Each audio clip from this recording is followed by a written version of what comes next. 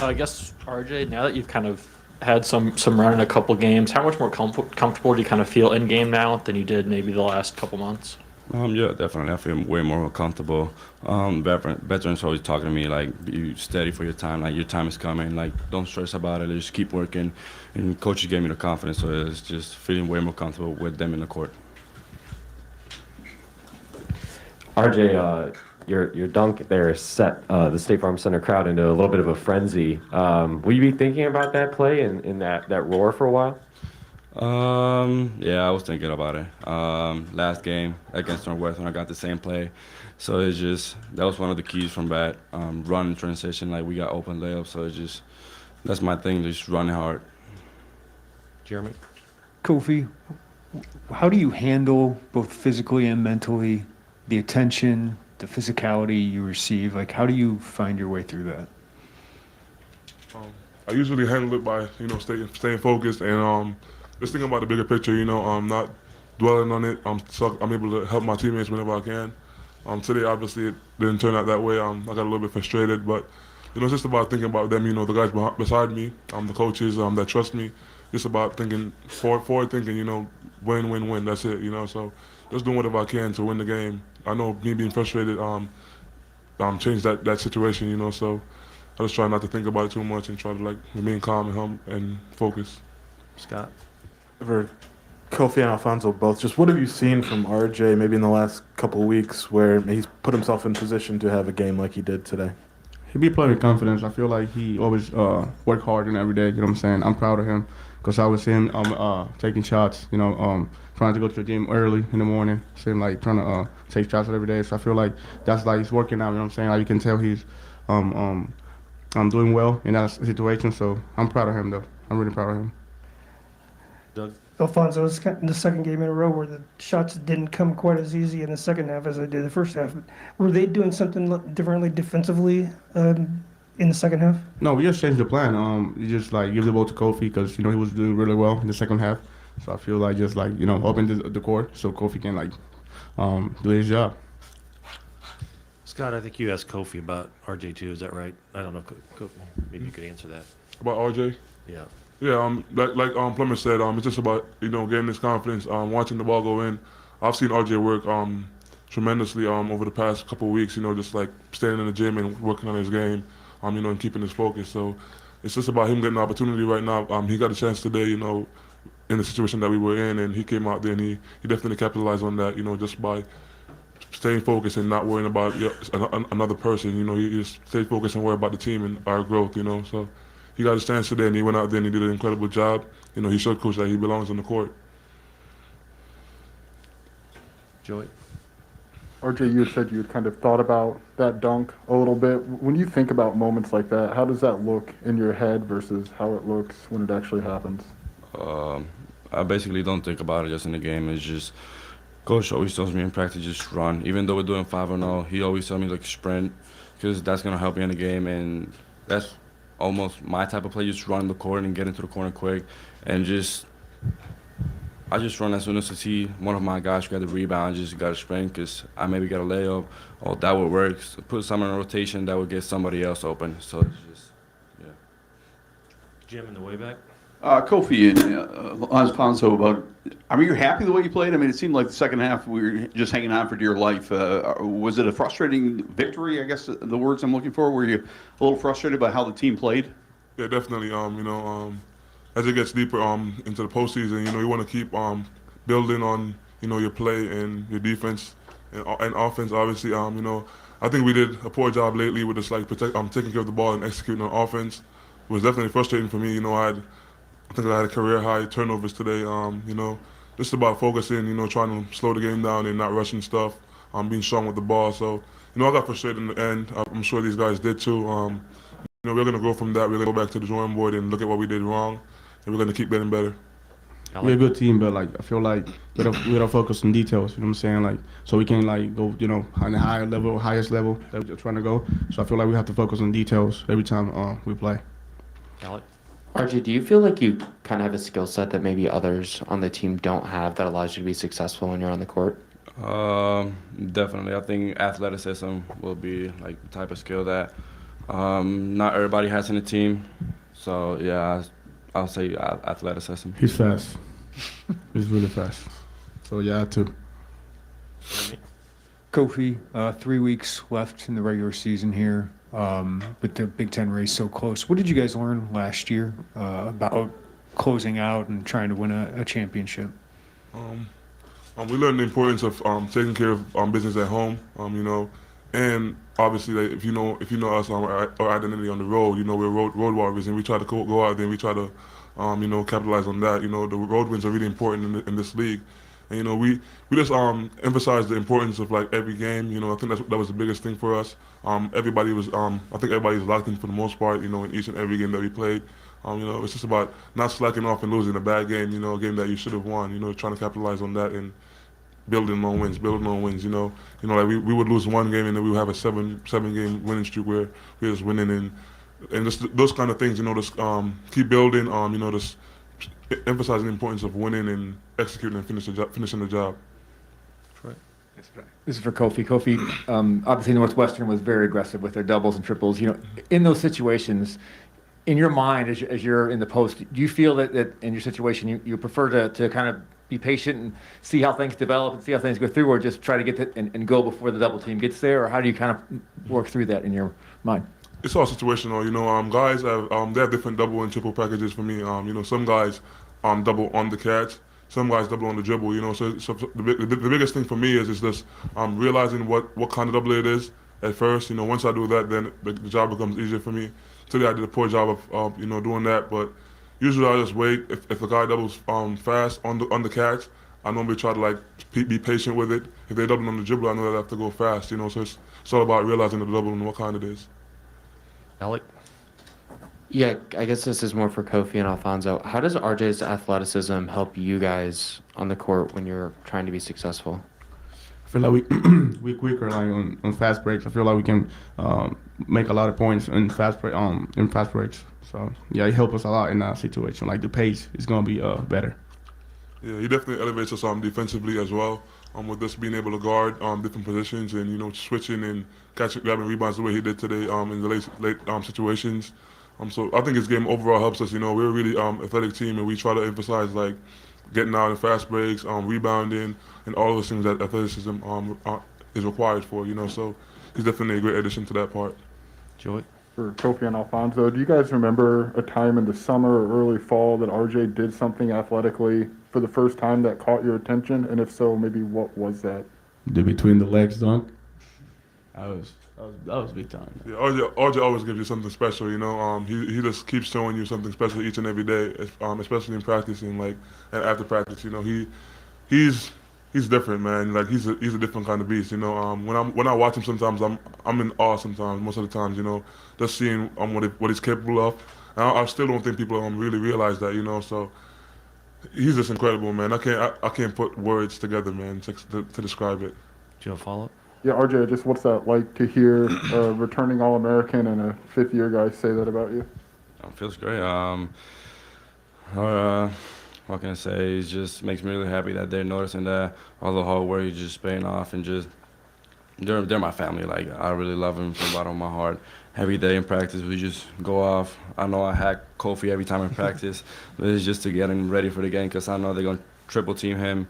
I literally be hitting his arms on purpose so he gets mad and just be ready for those type of plays. Like today, they were hacking him, but he knew how to handle it because he's just used to it already in practice. So it's just being a teammate. Rob? I want to ask about free throws and Jacob Grandison and composure, because he didn't see the ball go in today until he had to make those two. Anybody want to take that one about his leadership? I mean, he's a vet. He be in that situation a lot of times. I mean, I feel like he's ready for. I feel like his mind is really strong. You know what I'm saying? I feel like he can handle any situation, even though he's on an off day. So yeah, he's just a vet, doing his work. Yeah, Jacob's the most composed player I ever met in my life. Nothing rattles him. He just always keeps his cool, and he's one of those guys where everybody looks to him and they're he could say whatever he wants to anybody and we'll listen. You get what I'm saying? He's just so composed and he's level-headed. Always positive. So I don't think anything would have swayed him would cause him to miss those free throws. He's just always level-headed. Kofi, it seemed like when you got most rattled way in the back here, Kofi, it seemed like Coach Alexander had a real long talk with you. How do you summarize that talk, and what does Coach Alexander mean to you? He means a lot to me, man. He keeps me focused, on the ultimate goal, and he reminds me who I am. He reminds me what kind of player I am. So sometimes when I get angry or confused or frustrated, he just reminds me, you're an All-American. You're our guy. You get what I'm saying? So he just gives me that, that relief. Like, yeah, I have nothing to worry about. Let's just keep playing basketball. You know what I'm saying? So he definitely keeps me level-headed and, stays on me. Mark in the way back again. RJ, from summer ball till now, how much has your confidence grown, and maybe how much have you grown as a player in these last 4 or 5 months? I mean, my style of play has grown a lot.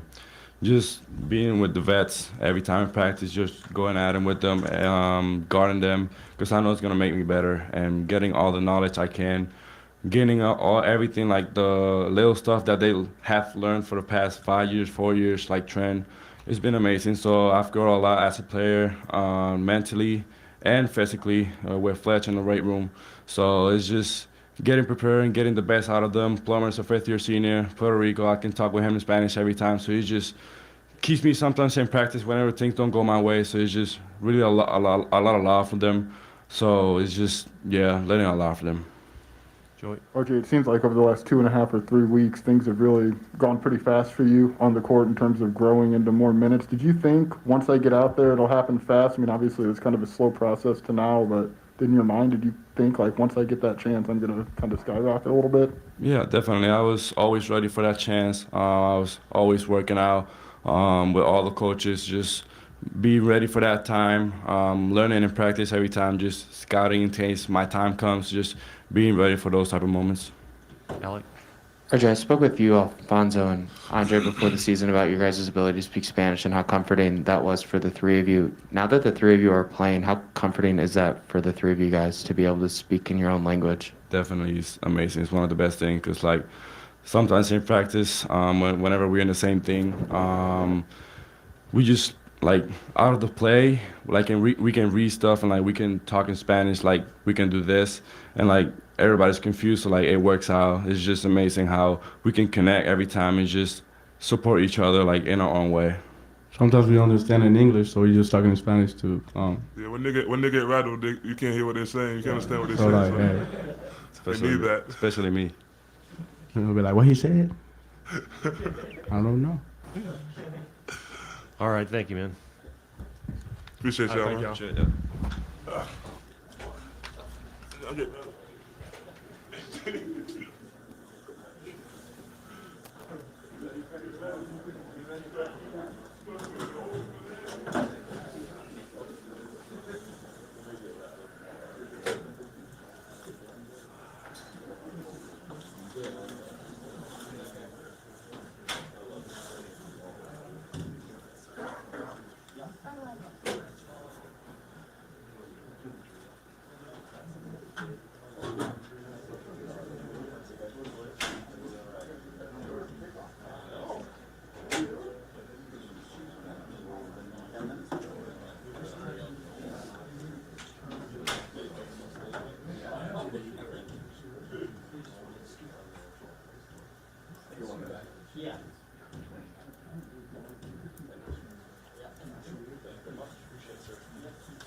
I get two. Yes. I'm trying to help you.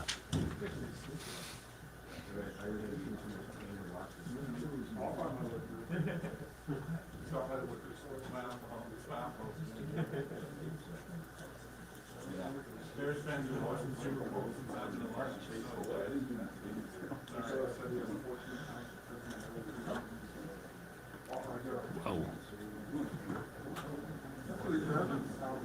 Who was that? Who'd you say? Who'd you say that? Oh. You give me that extra.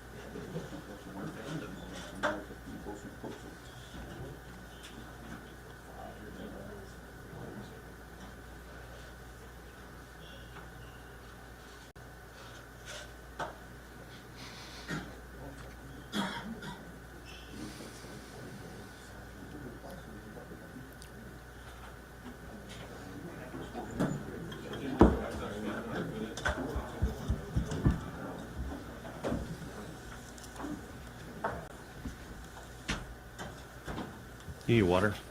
Here you go. This one's not been open. My 42nd one. That was a good Super Bowl Sunday.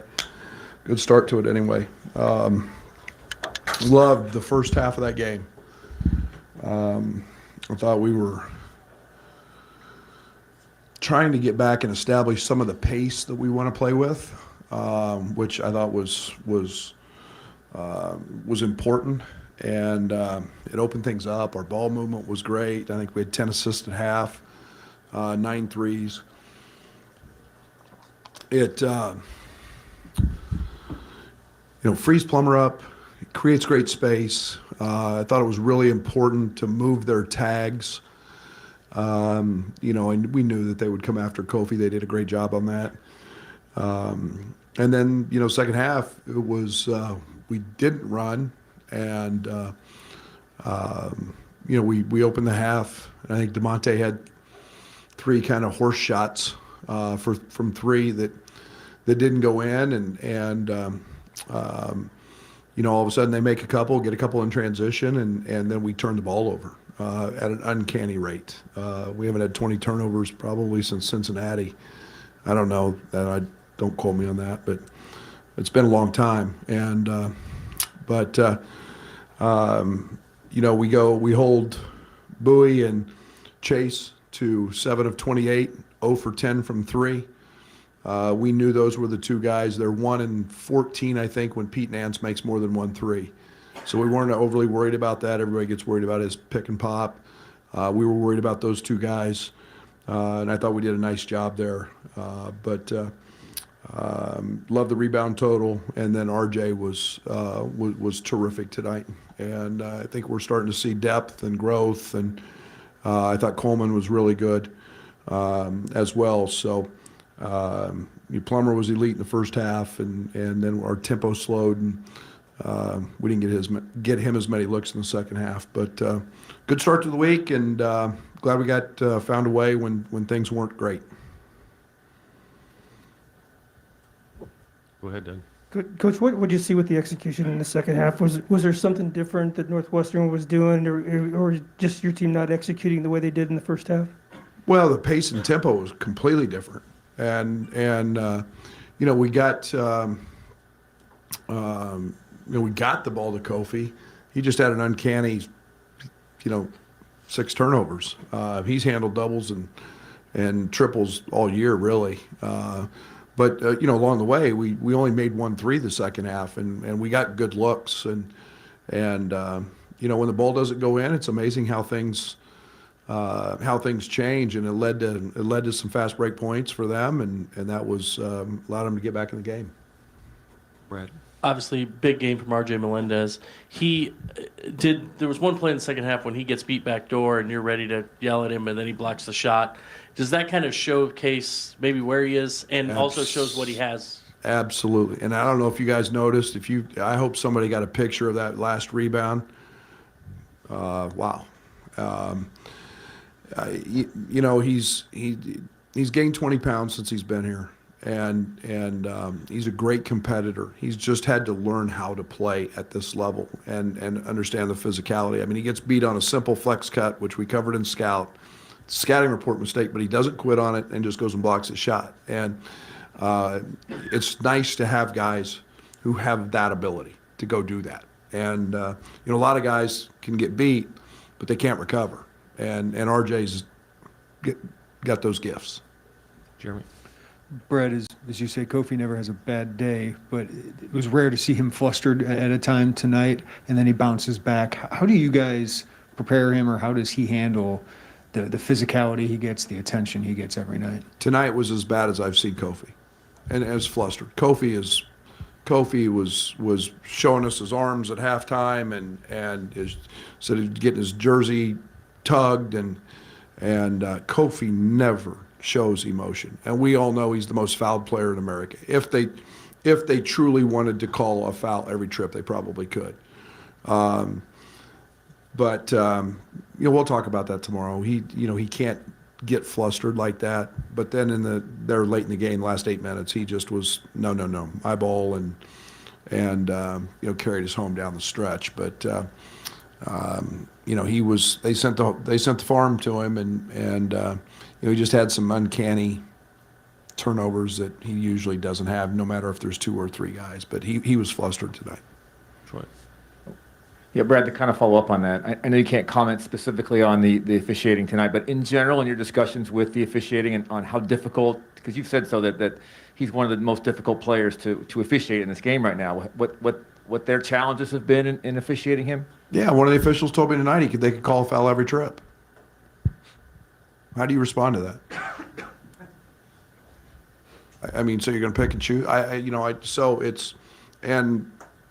There's one play. I mean, there's 2 hands straight in his back. And I'm not trying to nitpick on this crew. This is a really good crew. I'd take these guys every night, but I get it. He is hard to officiate, but at the expense of, breaking his arms and cracking his wrist and bleeding. I mean, so I better be quiet. Alec? Brett, a couple of the players, and RJ included, said that his athleticism is something that others on the team don't have. How special is his athleticism and important to you guys as a team? Yeah, and it's only going to get better as he gets stronger. His that's why when we recruit him, he's different than Pods. He's different than Luke. His athleticism. The move he made in the Purdue game, we just drove it baseline and hit a pull-up jump shot, and the block. Those things are really important. And when I tell you he's going to be a star in this league, he's going to be a star in this league. And he's playing himself into a pretty good opportunity right now. Joy. Did you think, it seems like these last 2 games, it's been a pretty fast upward trajectory for him on the court. Did you think once he gets out there and once that light turns on, it was going to happen? And it's about maybe a time you thought that could be happening? No, I never know when the switch is. He'd been practicing really good. He'd been giving our guys problems in practice. And, most of the time he runs on the scout team and he's the other guy's, best wing player or whatever. And he's just giving us problems. And I'm like, he might be ready. And he's so instinctive, and everything's natural and easy for him. His IQ is really high. And then what's matched that now, which wasn't early, is now he's putting in the time. Now the work ethic is creeping into that, and we're seeing a really confident young guy. In the way back to the left. Coach, you're atop the Big Ten standings. You have 6 more games left in the regular season. Do you feel like you're going to have some extra pressure to maybe finish out the season strong? One game at a time. I think I've been here before. I don't think it's Purdue won by 1. Every game in this league is so hard. It's what Chris and I talked about before the game. This league is just this was one of the hottest teams in the league. This team, Northwestern's going to beat some people down the stretch. That team's playing really, really hard. And, I don't ever look at it like that. We're just literally taking it one game at a time. We got 3 weeks left, and the next one's at Rutgers. And, it's to look forward to anything. We'll tally them up at the end and see where we're at. Doug. Coach, do you think this could be a turning point for Coleman Hawkins? He didn't score, but he was a plus 17 in the plus minus. Seems like he had more confidence today. He was great yesterday. We made him be Nance. Sometimes when you take guys and put them in a different role, and we said, you're Pete Nance, and the dude made every 3 yesterday, and I mean was driving the ball, and his drive today. The big difference with Coleman, that drive he made, and he made a kick to RJ in the corner. That was a 2-foot jump stop. Early in the year when he was starting and playing, that would have been a 1-foot, probably charge or throw it out of bounds play because he would have been out of control. And that's where he's matured and he's grown. And you know, defensively he can give us so much. And I'm really happy for him. He was fabulous today. Scott. I guess, I don't know, from June to February, how does the trust develop with the freshmen where you feel comfortable with them in crunch time of a close game in the Big Ten? Yeah, it's not rocket science, but it's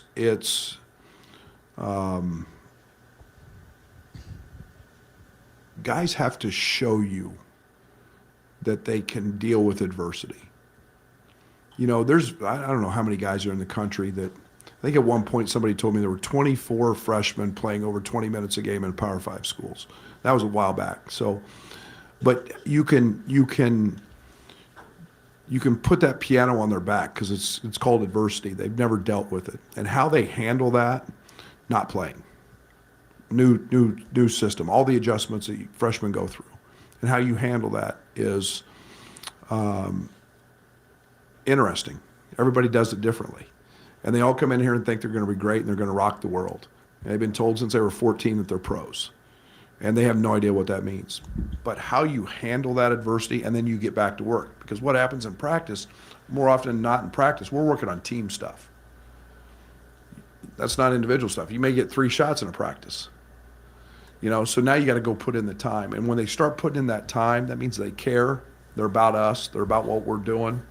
All 3 of those guys have done that and shown that. And, you know, everybody rides with veterans early.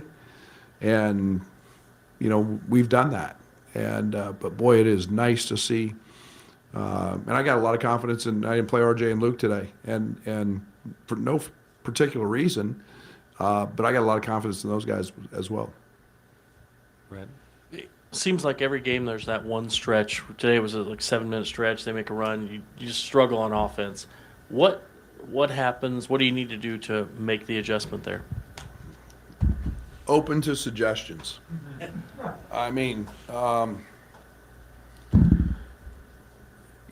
you know, we've fought movement, we've fought post ups, we've you know, today it was just, you know, you miss shots, you miss a couple free throws, you know, you've got to stem those tides with that. And you know, an offensive rebound here or there, or, you know, and some of those things, but help stem the tide in that. And not every game is going to be a beauty when it comes to execution, but yeah, you just, you know, we're trying to get going again. We're trying to play with a little more, and that will help RJ. It will help Luke. It will help. You know, and everybody looks at Jake's number, and Jake missed some open shots tonight. Jake's one of the reasons we're playing so well offensively because he's a great connector. He spaces the floor. Nobody's leaving him. Everybody's pressuring him, and it's great. And because he's a really good passer, and I trust Jacob Grandison a lot. And so it's, I wish I had the answer. I wish I'd sure as the hell get it solved. But it's making a play, making a shot sometimes can flip all of that. Rob? Violating your one day at a time rule, but RJ and Fonz were talking about speaking in Spanish and how that helps them on the court.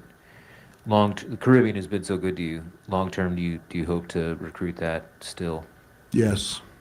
And yes, they have tremendous pride, spirit, passion. Yes. Yeah. Brad, you talk about culture a lot. How long does it take a guy like Trent to realize, well, I only had 7 points tonight, but Bowie went 3 of 13, so I did well. Like, I contributed. And Coleman Hawkins doesn't score, but he contributed. And how long does that take for them to kind of get it? I hope pretty quickly, because that's what we talk about. And I don't want, it's one of the, be honest, it's one of the big challenges with Fonz. Everything, he's attributed his all of his success to how many baskets he makes. And we're fighting that.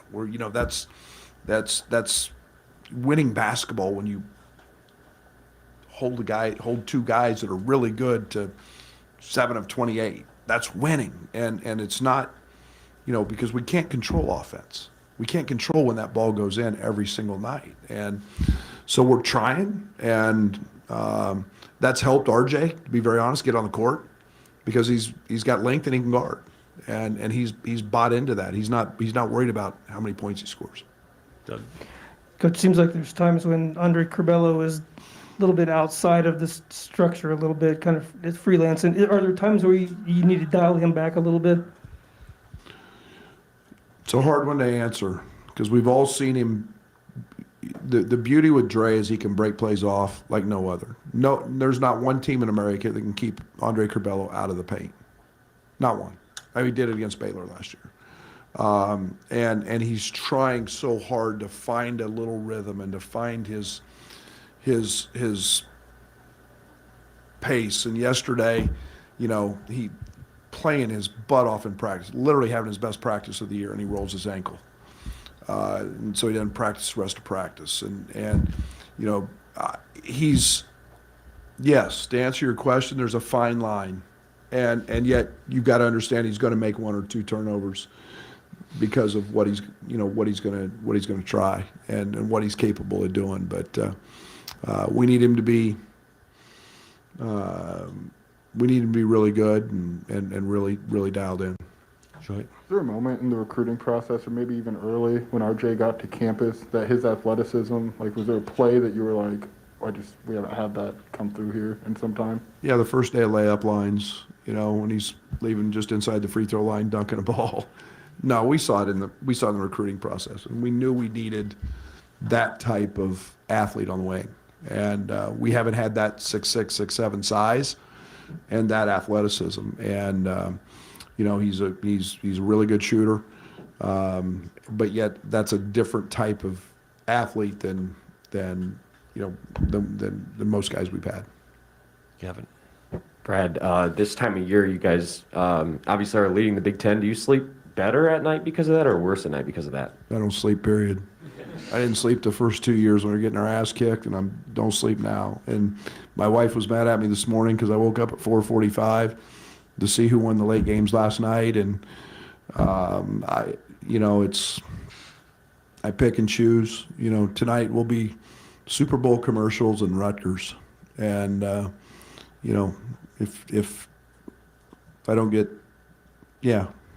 So I don't.